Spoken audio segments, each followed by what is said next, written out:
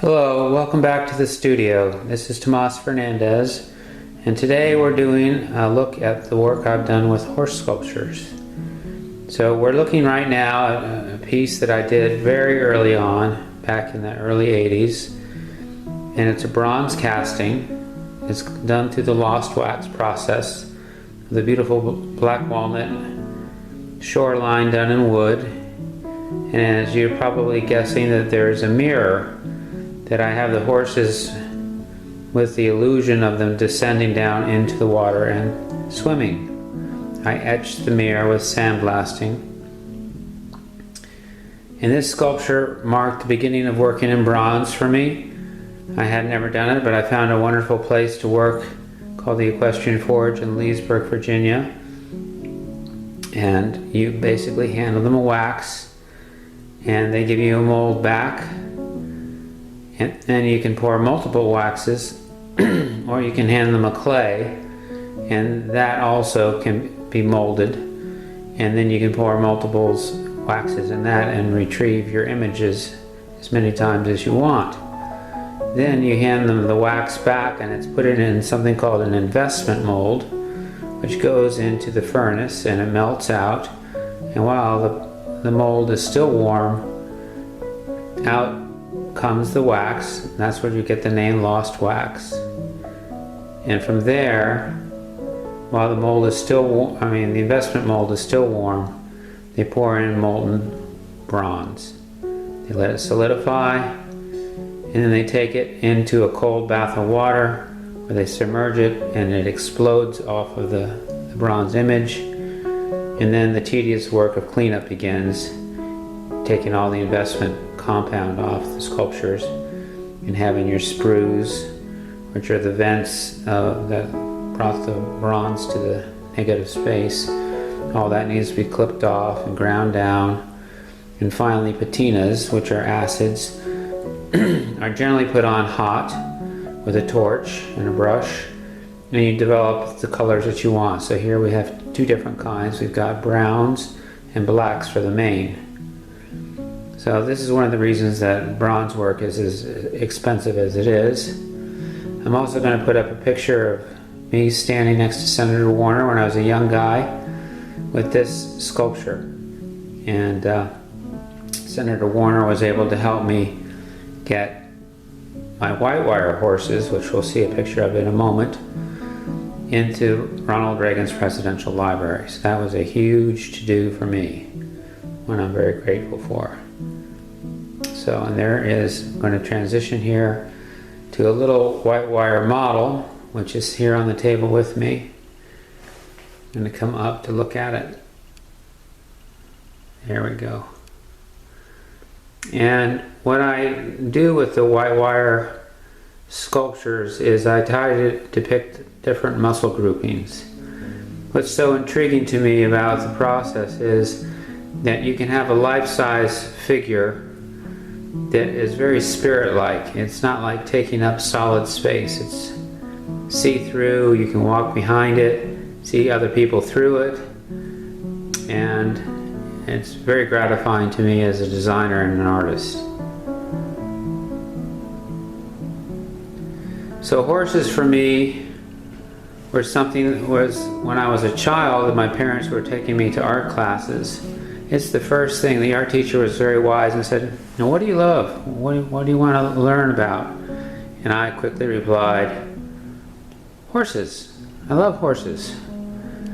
And I was taking riding classes at a local riding place, and I devoted myself to learning how to do them with pastels. That's really where I got started. And this is a great note of encouragement for parents to support their kids in where their interest lies to help develop it, because it'll be later on that I actually started building life-size horses.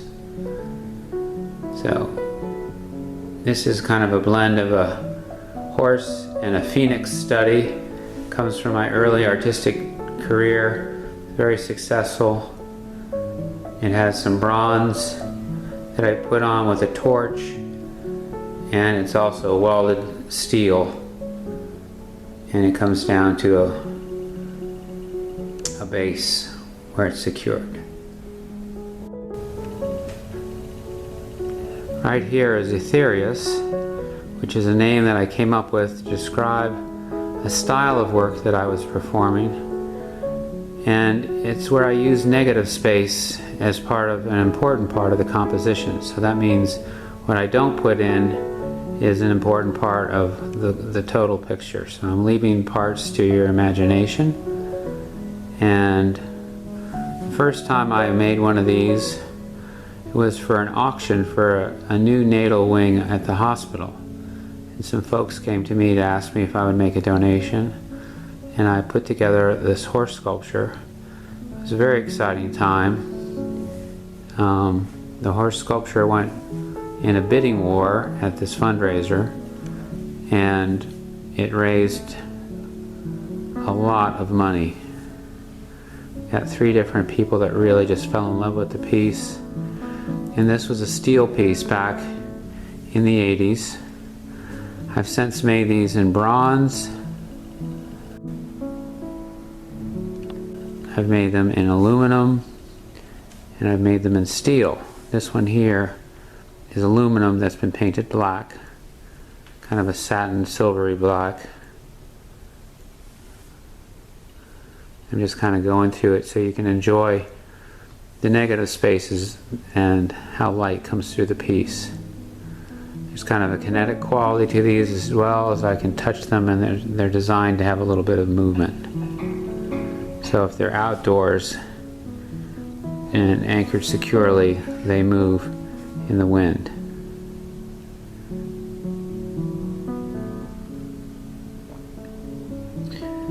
So you'll see this design repeated later on in another sculpture called Faithful and True, and I'll have some pictures of the bronze and the steel images as well. But I had this here in the studio, and I thought, well, I'll include it in the movie.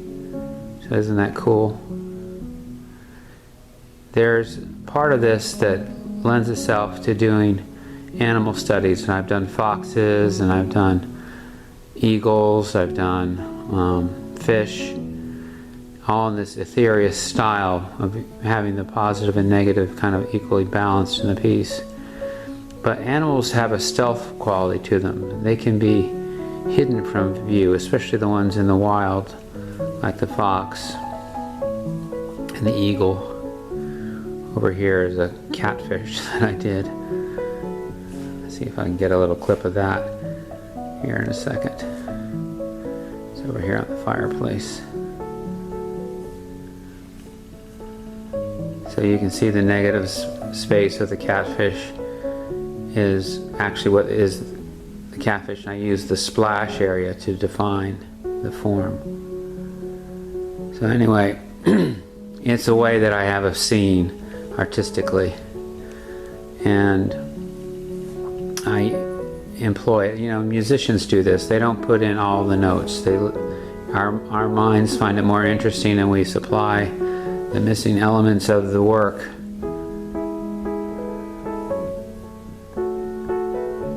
So the same can be done in the visual world. And it's been a very successful piece for me. I've sent designs like these all the way across the United States many times. The most recent one was down to Florida this past fall, and it's now in Palm Beach. So if you're interested in commissioning one, please let me know. You can find me through my website, which is tomasjfernandezartist.com. There's a contact page there.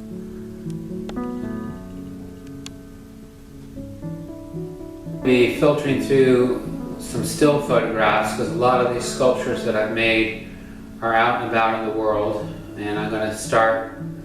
I've already started with some history with the bronze swimming horses, and that early piece is the Phoenix that uses the horse shape along the back, and then slice in later. But right now we're going to be looking at my first major piece of sculpture. It was a very exciting time for me. I was teaching myself how to weld. My father had given me his welder, and I bought myself gauges and torches, and I was off to the races, pardon the pun. So the first horse was a full-plated, he had a 3/16 inch steel. I don't even think I could work that cold anymore, but I was young and full of spunk and went after it with sledgehammers and things like that. I built an armature inside, which is a skeletal frame, and then began to apply the steel to it and welded it on there. And I entitled the piece El Portal del Caballo Rojo, because my father was from Spain. I grew up learning how to speak Spanish, and of course studied it in school to refine it. So I like to use Spanish and the culture. It's part of me, so it comes out in the work that I do. And this means the portal of the red horse, or the doorway of the red horse.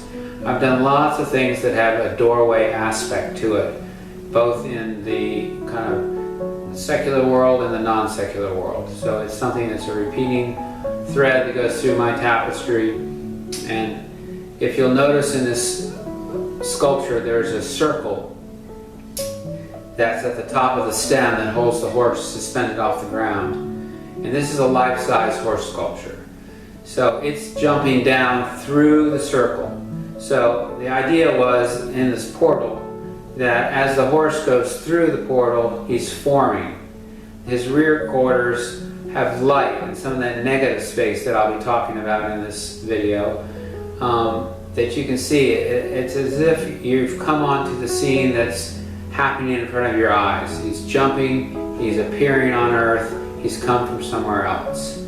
So of course I'm going to be mixing the spiritual qualities that are important to me into the work that I do. It's kind of a hand in glove situation, and it's always there. So El Portal de Caballo Rojo was sold to a famous physicist, Gordon Gould, who was credited for inventing the laser. And his affirmation and encouragement meant a lot to me. And ultimately I had this grand adventure.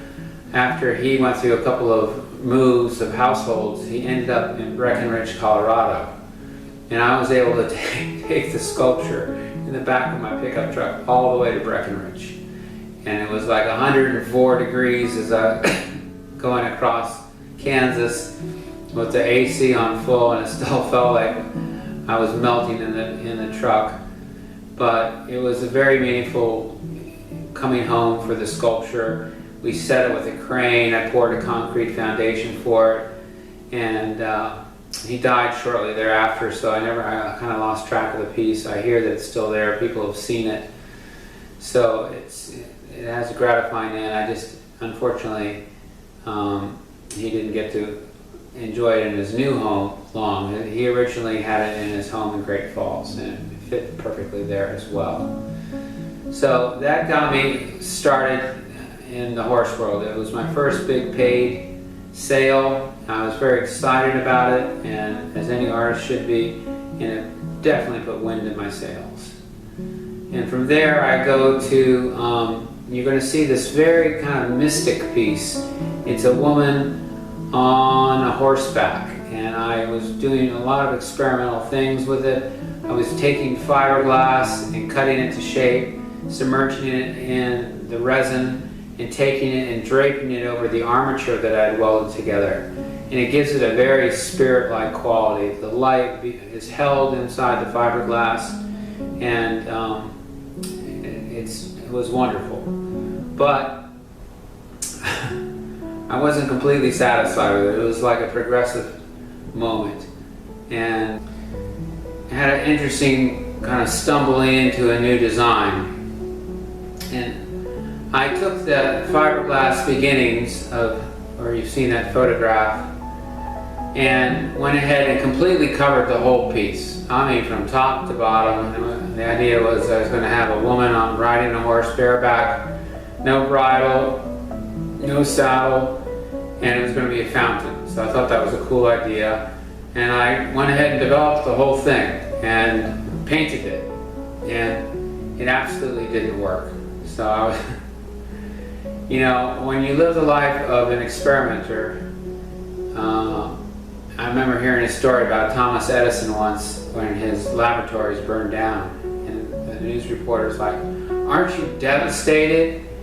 All your work?" He goes, "You mean all my failures are gone? I don't have any memories of them. All the notes, all the trials, all the equipment, it's gone. I get a fresh start." I was kind of in that situation. I got a fresh start. I decided that this was not working. I took it to one show, and just sometimes when you take your work out in the public, it's like presenting anything in front of people that you don't know. Is all of a sudden you get this heightened sense of seeing your work, and you're very vulnerable. They're seeing you. You're also kind of hearing their reactions, and it's all a mishmash of emotion. Well, I decided that this wasn't working, and I had to rip the fiberglass off of it. So I cut through the fiberglass, got back to my skeletal beginnings of it, and I saw something pretty extraordinary. And this is an example for me of God interacting in our lives. I had the piece down near this makeshift building that I was using as a place to keep my stuff dry. It was hardly a studio. And it snowed. And by this time, the metal work that I had used had completely rusted. So the rust, being that kind of deep, dark, and sometimes coppery brown, would completely disappear into the forest that I was surrounded by. But when the snow happened, something happened. And this is part of what I see it as a tap on the shoulder from the Lord. I saw all my lines, and they were beautiful. You know how you get fascinated when you go out in the snow that's covered all the branches that you drive by and walk by and never really pay attention to. All of a sudden the snow hits them, and you're like, wow, they're so beautiful. You see all their waves and curls and bends and forks and breaks and all the rest of that, and it causes you to marvel. Well, I was marveling. I was like, wow, something's happening here. So I left that sculpture alone, and I started fresh, except this time I decided that I would go after the horse form minus the rider, and just trace the lines of the muscle groups and see what happened, with the idea of taking it to a white design. And that's what I did. And it was so successful for me. I did 7 of them.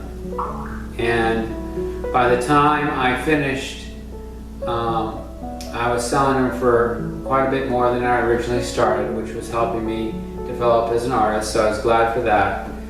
And one of them ended up in President Reagan's library. That was very good. And I hear from credible sources that he loved it so much that he took it to his California ranch. And it even stayed there after he had passed away, because Nancy loved it as well. And once she passed away, then it was taken where it is now, which is outside of Los Angeles at his presidential library. So I've been in touch with them, and they were glad to reconnect with me. It's very meaningful. It's not that often that we have a president who loves horses and the spirit of horses. I found that the people that really gravitate and want to own something that I've created are the weekend riders who just kind of have a love affair with the horse. It's not part of their profession. It's not something that they're splitting hairs about conformation, which means bone structure and lengths and widths and that sort of thing. They're just seeing it the way that I see it, which is a beautiful, majestic composition that's very poetic. It's power and it's balance and it's beauty, it's speed, it's all those things for me. So, as I said in the beginning, I'm so glad that my parents encouraged this artistic expression early in my life, and that my art teacher saw that little spark that all teachers look for to engage their students and said, well, here's a book full of horse pictures. Why don't you pick out your favorite and we'll start learning how to draw. That's as simple as it is.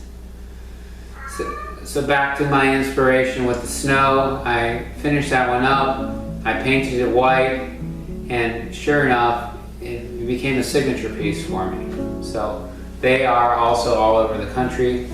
I made 7 of them at this point. The next ones that I'm going to make are going to be in aluminum, which is even a nicer material because it's maintenance free, and I think the silver of aluminum will work just like the white, painted white, so then it becomes something that you don't have to repaint every few years. It's just going to stay silver. I've made them in bronze. I made a Mare and Foal in bronze. I think I have a picture, I'll include of that. And it's in a beautiful iris garden in Northern Virginia. And it has morning glory vines climbing up through it. It acts like an arbor for the plants. And of course, these are elegant appointments for anybody's garden. I also made some other full-plated steel horses. So, El Portal del Caballo Rojo 2, the horse is jumping back up through the circle. He's going and disappearing into the heavens. And that's down in Kentucky, and it's close to a big racing facility at this point. And it traveled from Virginia to there, and the people are extremely happy about the sculpture. And the last one I did was one that I called Jumper. I did with the Portal del Caballo Rojo theme. And this was a piece that was commissioned by a lifelong friend of mine for her daughter. And it was a surprise. I showed up at her house with it on a big flatbed trailer about 3 days before Christmas. Complete surprise for the daughter. And that went to Potomac, Maryland, and now it's back in Marshall, Virginia. So I'll have a picture of that. There's a couple of fun pictures that I have of my kids sitting on the back of it outside my studio here. They look, there were forced smiles on their faces. The poor things were rather terrorized to be on top of this giant steed. It was like an 18-hand horse. It was a big guy. And then there's one fun one of me standing on the back of the horse.